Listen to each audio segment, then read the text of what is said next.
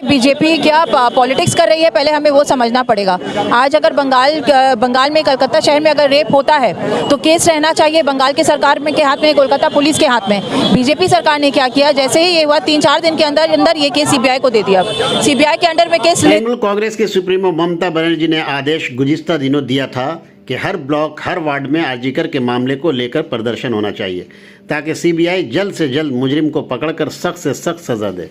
गौर हो कि इसी कड़ी में वार्ड 62 की काउंसलर और बोरो 6 की चेयरपर्सन सना अहमद की क़यादत में आज वार्ड में रैली निकाली गई और स्ट्रीट कॉर्नर का आयोजन किया गया, जहां एमएलए नैना बंदोपाध्याय के अलावा कई शख्सियत मौजूद हुए।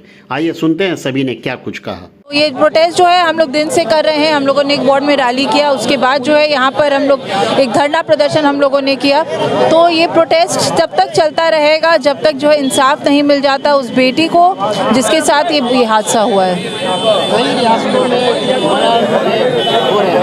लेकिन ज़्यादा फोकस जो है बीजेपी का फोकस ज़्यादा बाहर कर रही है, क्या खास? देखिए, बीजेपी क्या पॉलिटिक्स कर रही है, पहले हमें वो समझना पड़ेगा।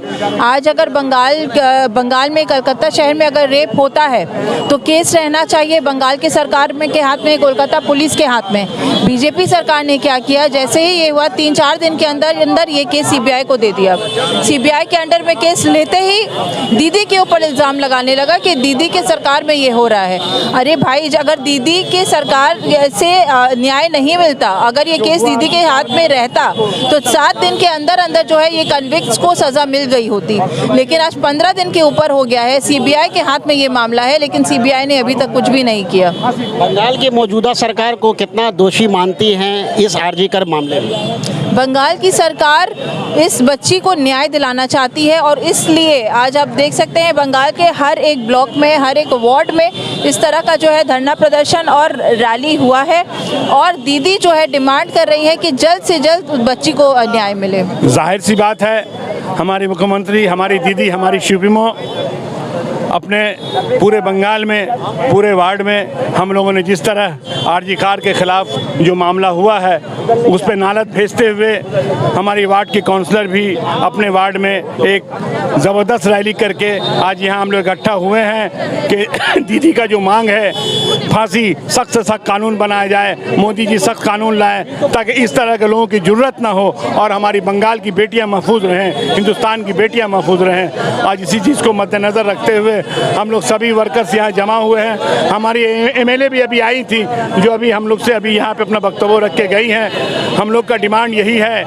हमारी दीदी भी यही चाह रही हैं, इसीलिए उन्होंने प्रधानमंत्री को ख़त लिखा है कि सख्त कानून बनाइए ताकि बेटियाँ महफूज रहें। आज बहुत अफसोस के साथ कहना पड़ता है कि हमारी प्रेसिडेंट मुर्मू बंगाल के जिक्र कर रही हैं लेकिन वो मणिपुर का जिक्र नहीं कर रही हैं, गुजरात का जिक्र नहीं कर रही हैं, यूपी का जिक्र नहीं कर रही हैं, वो बंगाल का जिक्र कर रही हैं। बड़े अफसोस की बात है, आप प्रेसिडेंट हैं, आपका गवर्नर यहाँ के बारे में कह रहे हैं, लेकिन गवर्नर इतने दिन से सो रहे थे। जब मणिपुर में मामला पेश आ रहा था, गुजरात में मामला पेश आ रहा था तो गवर्नर गहरी नींद में थे। आज बंगाल को जहर आलूद करने के लिए सीपीएम और कांग्रेस से हाथ मिलाकर तरह तरह का प्रोपेगेंडा फैला के बंगाल के हालातों खबर कर रहे हैं। ये घोषणा और ये सड़कों पर आना सार्थक है और जो केंद्रीय सरकार जो खत से जंग रचा है ये व्यर्थ है, ये इल्ज़ाम है।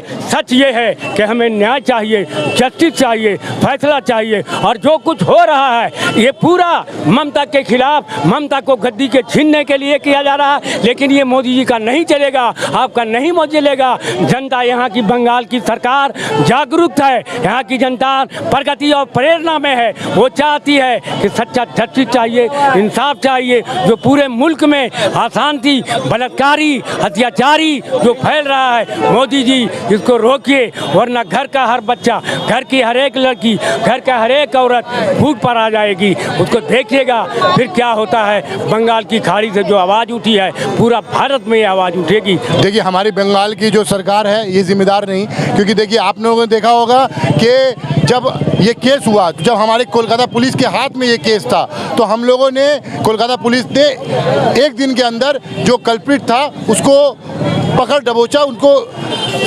कस्टडी में ले लिया। मगर उसके बाद जब हम लोगों ने सीबीआई को जब हैंडओवर ये केस कर दिया तो फिर सीबीआई का ये मामला हो गया। सीबीआई को चाहिए था कि ये मामले को कितने जल्दी सॉल्व करे और जो भी गुनहगार है उसको आप हिरासत में लीजिए।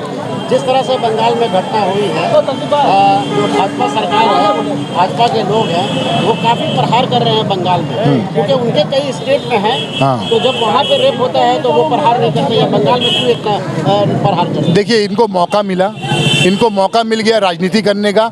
बहुत दुख की बात है, बहुत अफसोस की बात है कि जो हमारी जो बहन है जिसके साथ ये हादसा हुआ है, वो उसके अफसोस नहीं जता के वो बीच में पत्थरबाजी कर रहे हैं। वो बाहर स्टेट से बुला के बहुत सारे लोगों को, सब जो एंटी सोशल लोग हैं सबको बुला के वो छात्र स्टूडेंट के नाम से, आपने देखा होगा बहुत सारा वायरल क्लिप में, कोई छात्रों नहीं लग रहे हैं, सब गुंडा है। वो लोग आके यहाँ का माहौल ख़राब करने की कोशिश कर रहे हैं, हमारी दीदी का नाम ख़राब करने की कोशिश कर रहे हैं। तो जैसा कि हमारी एमएलए ने भी इससे पहले कहा है कि हमारी दीदी को बदनाम करना इतना आसान नहीं है। हमारी दीदी हमारे आवाम के दिल में रहती हैं, उसको दिल से नहीं निकाल सकते आप। आज वार्ड 62 में देखा गया कि सना अहमद की सरपरस्ती में इस तरह से जो है पूरा यहाँ पे धरना मंच किया गया, इससे कितना असर पड़ेगा? देखिए, हमारी जो काउंसिलर है वो उनका अभी बीच में ऑपरेशन हुआ, उसके वजह से वो बहुत सारे टाइम नहीं आ पा रही थी, मगर फिर भी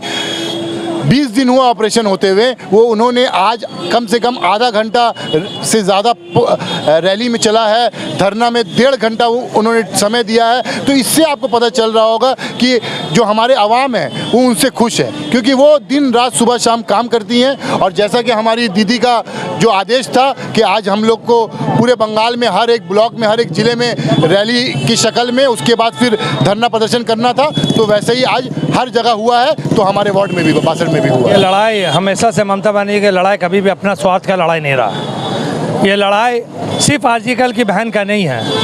अगर 8 अगस्त के बाद से लेकर अभी 31 अगस्त है, 20 दिनों में देखेंगे तो देश में on an average 86 rape cases daily registered हो रहे हैं, जिसमें से कुछ ऐसे रेप केसेस हैं जो शायद पूरे इंसानियत को शर्मसार कर दे।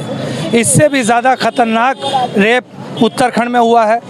राजस्थान में 3 साल की बच्ची का बलात्कार हुआ है और मार दिया गया है।